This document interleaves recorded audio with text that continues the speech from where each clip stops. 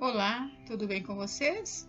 Hoje, dia 339 da nossa leitura da palavra em ordem cronológica, nós vamos ler os capítulos 5 ao 9 do segundo livro dos Coríntios. Vamos à leitura? Capítulo 5. Ausentes do corpo e presentes com o Senhor. Pois sabemos que se a nossa casa terrestre deste tabernáculo se desfizer, temos da parte de Deus um edifício, uma casa não feita por mãos humanas, eterna nos céus.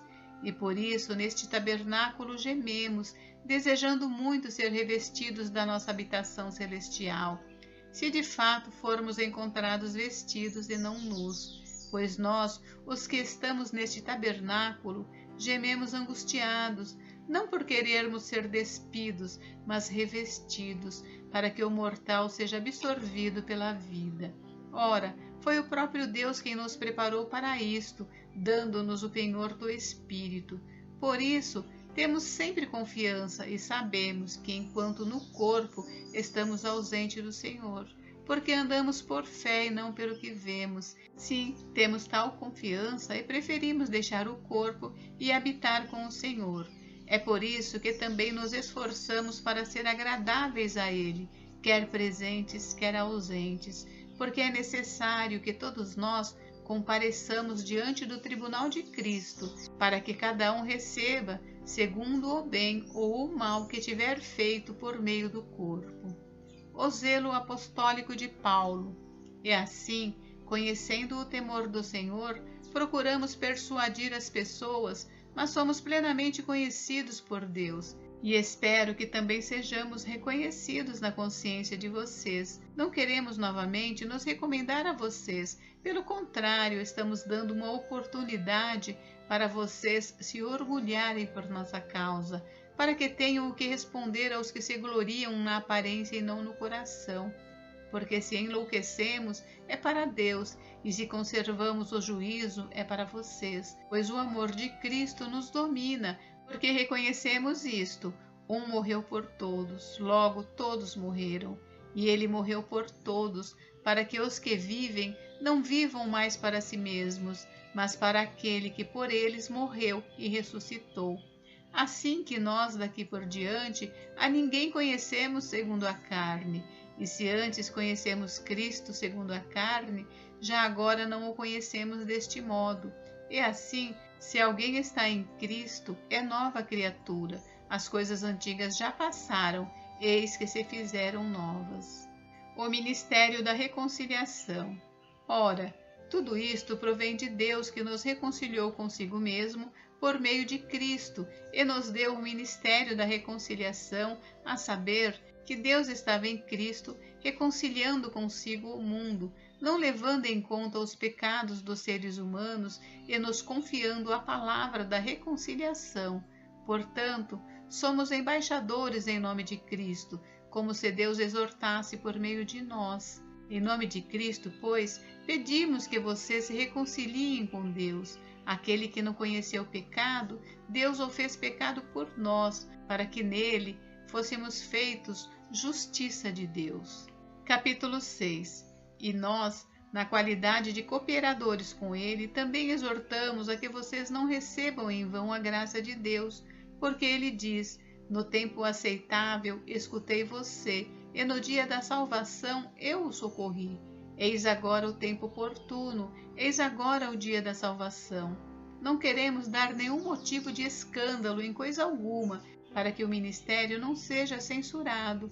Pelo contrário, em tudo nos recomendamos a nós mesmos como ministros de Deus, na muita paciência, nas aflições, nas privações, nas angústias, nos açoites, nas prisões, nos tumultos, nos trabalhos, nas vigílias, nos jejuns, na pureza, no saber, na paciência, na bondade, no Espírito Santo, no amor não fingido, na palavra da verdade, no poder de Deus, pelas armas da justiça, tanto para atacar como para defender, por honra e por desonra, por infâmia e por boa fama, como enganadores e sendo verdadeiros, como desconhecidos, mas sendo bem conhecidos, como se estivéssemos morrendo, mas eis que vivemos, como castigados, porém não mortos, como entristecidos, mas sempre alegres, como pobres, mas enriquecendo a muitos, como nada tendo, mas possuindo tudo. Ó Coríntios, temos falado com toda franqueza e estamos de coração aberto para vocês. Nosso afeto por vocês não tem limites. Vocês é que estão limitados em seu afeto por nós. Ora, como justa retribuição, e falo a vocês como a filhos, peço que também vocês abram o seu coração para nós. Nenhuma comunhão com os descrentes. Não se ponham em julgo desigual com os descrentes, pois que sociedade pode haver entre a justiça e a iniquidade? Ou que comunhão existe entre a luz e as trevas? Que harmonia pode haver entre Cristo e o maligno? Ou que união existe entre o crente e o descrente? Que ligação há entre o santuário de Deus e os ídolos? Porque nós somos santuários do Deus vivo, como ele próprio disse: habitarei e andarei entre eles, serei o seu Deus e eles serão o meu povo. Por isso o Senhor diz: saiam do meio deles e separem-se deles, não toquem em coisa impura, e eu os receberei. Serei o pai de vocês, e vocês serão meus filhos e minhas filhas, diz o Senhor Todo-Poderoso. Capítulo 7. Portanto, meus amados, tendo tais promessas, purifiquemo-nos de toda impureza, tanto da carne como do espírito, aperfeiçoando a nossa santidade no temor de Deus. A alegria de Paulo pelos coríntios. Pedimos que vocês nos acolham em seu coração. Não tratamos ninguém com injustiça, não prejudicamos ninguém, não exploramos ninguém. Não falo para condenar vocês, porque eu já disse que vocês estão em nosso coração, para juntos morrermos e vivermos. Estou sendo bem franco com vocês e tenho muito orgulho de vocês. Sinto-me grandemente confortado e transbordo de alegria em meio a toda a nossa tribulação. A chegada de Tito. Porque quando chegamos à Macedônia, não tivemos nenhum alívio, pelo contrário, em tudo fomos atribulados, lutas por fora, temores por dentro. Porém Deus, que consola os abatidos, nos consolou com a chegada de Tito, e não somente com a chegada dele, mas também pelo consolo que recebeu de vocês. Ele nos falou da saudade, do pranto e do zelo que vocês têm por mim, aumentando assim a minha alegria. Porque mesmo que eu tenha entristecido vocês com a minha carta, não me arrependo, embora já tenha me arrependido, pois vi que aquela carta os deixou triste, ainda que por breve tempo. Mas agora me alegro, não porque vocês ficaram tristes, mas porque essa tristeza os levou ao arrependimento, pois vocês foram entristecidos segundo Deus, para que de nossa parte não sofressem nenhum dano. Porque a tristeza, segundo Deus, produz arrependimento para a salvação, que a ninguém traz pesar, mas a tristeza do mundo produz morte. Vejam quanto cuidado produziu em vocês o fato de serem entristecidos segundo Deus. Que defesa, que indignação, que temor, que saudade, que zelo, que desejo de punir o culpado. Em tudo vocês se mostraram inocentes nesse assunto. Portanto, embora eu tenha escrito aquela carta, não foi por causa daquele que fez o mal, nem por causa daquele que sofreu a afronta, mas para que fosse manifesto entre vocês, diante de Deus, o cuidado que vocês têm por nós. Foi por isso que nos sentimos consolados, e acima desta nossa consolação, muito mais nos alegramos pelo contentamento de Tito, porque todos vocês trouxeram refrigério ao espírito dele. Porque se falei a ele com certo orgulho a respeito de vocês, não fiquei envergonhado. Pelo contrário, como tudo que falamos a vocês era verdade, também os elogios que na presença de Tito fizemos a respeito de vocês se mostraram verdadeiros. E o grande afeto que ele tem por vocês aumenta cada vez mais, quando ele se lembra da obediência de todos vocês, de como receberam com temor e tremor. Alegro-me porque em tudo posso confiar em vocês. Capítulo 8. Generosidade nas ofertas. Também, irmãos, queremos que estejam informados a respeito da graça de Deus que foi concedida às igrejas da Macedônia, porque no meio de muita prova de tribulação manifestaram abundância de alegria, e a profunda pobreza deles transbordou em grande riqueza de generosidade. Porque posso testemunhar que, na medida de suas posses e mesmo acima delas, eles contribuíram de forma voluntária, pedindo-nos com insistência a graça de participarem dessa assistência aos santos. E não somente fizeram como nós esperávamos, mas pela vontade de Deus deram a si mesmos, primeiro ao Senhor, depois a nós. Isto nos levou a recomendar a Tito que, assim como havia começado, também completasse esta graça entre vocês. Mas como em tudo vocês manifestam abundância, na fé, na palavra, no saber, em toda a dedicação e em nosso amor por vocês, esperamos que também nesta graça vocês manifestem abundância. Não digo isso na forma de mandamento, mas para provar se o amor de vocês é sincero, comparando-o com a dedicação de outros. Pois vocês conhecem a graça de nosso Senhor Jesus Cristo, que, sendo rico, se fez pobre por amor de vocês, para que por meio da pobreza deles, vocês se tornassem ricos. E nisto dou a minha opinião. Convém que vocês façam isto. Vocês que desde o ano passado começaram não só a fazer, mas também a querer. Terminem agora a obra começada, para que, assim como mostraram boa vontade no querer, assim também completem essa obra, dando de acordo com o que vocês têm. Porque se há boa vontade, a oferta será aceita conforme o que a pessoa tem, e não segundo o que ela não tem. Não se trata de fazer com que os outros tenham alívio e vocês tenham sobrecarga, mas para que haja igualdade. Neste momento, a abundância que vocês têm supre a necessidade deles, para que a abundância deles venha a suprir a necessidade que vocês vierem a ter. Assim haverá igualdade. Como está escrito, quem recolheu muito não teve demais, e o que recolheu pouco não teve falta. A missão de Tito. Mas graças a Deus que pôs no coração de Tito a mesma dedicação que temos por vocês.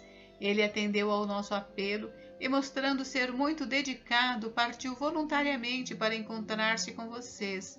E com ele estamos enviando o irmão cujo louvor no Evangelho está espalhado por todas as igrejas.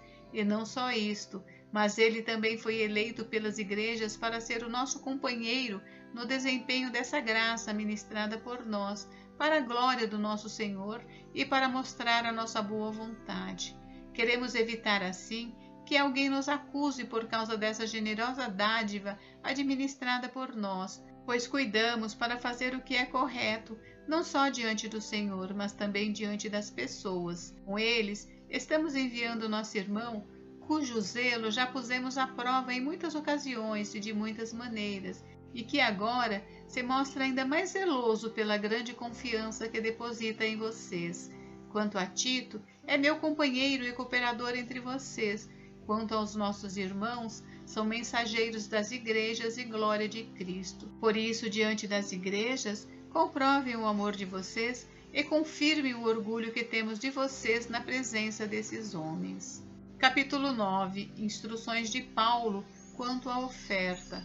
Ora, quanto à assistência a favor dos santos, não é necessário que eu escreva a vocês, porque conheço a boa vontade de vocês, da qual me orgulho diante dos macedônios, dizendo que os irmãos da Acaia estão preparados desde o ano passado, e o zelo de vocês tem estimulado muitos deles. Mas enviei estes irmãos para que o nosso louvor a respeito de vocês, neste particular, não se desminta, a fim de que, como venho dizendo, vocês estivessem preparados. Do contrário, se alguns macedônios forem comigo e descobrirem que vocês não estão preparados, isso será uma vergonha para nós, para não dizer que será para vocês também, por toda essa confiança que tivemos em vocês. Portanto, julguei necessário recomendar aos irmãos que me precedessem na visita a vocês e preparassem de antemão a oferta que vocês prometeram, para que esteja pronta como expressão de generosidade, não de avareza. A sementeira e a colheita. E isto afirmo: aquele que semeia pouco também colherá pouco, e o que semeia com fartura também colherá com fartura. Cada um contribua segundo tiver proposto no coração, e não com tristeza ou por necessidade, porque Deus ama quem dá com alegria.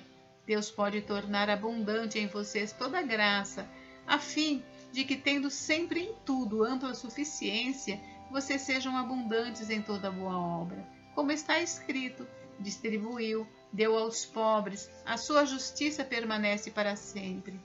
E Deus, que dá semente ao que semeia e pão para alimento, também suprirá e aumentará as sementes e multiplicará os frutos da justiça de vocês. Assim, vocês serão enriquecidos em tudo para toda generosidade, a qual, por meio de nós, resulta em orações de gratidão a Deus. Porque o serviço desta assistência não só supre a necessidade dos santos, mas também transborda em muitas orações de gratidão a Deus.